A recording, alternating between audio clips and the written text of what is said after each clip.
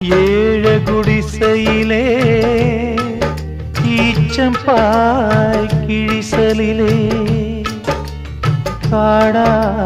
விளக்கெரிய கரிப்பான மத்தியிலே ரோசாப்பு போல் பிறந்த ஏராசாத்தி கண்மணியே கையசைக்கும் நந்தவனம் கண்ணு ரெண்டும் நட்சத்திரம் முகத்தில் சோகம் வந்தா தாங்காதம்மா இந்த அந்தரத்தில் குடியிருக்கும் ஆண்டவன பாப்பேனே அந்த ஊரை கூட்டி வச்சு நியாயத்தை நான் கேட்பேனே விளையாடும் சிறு கலைமானே இதை விதி என்று சொல்வது சரிதானா விடியாமல்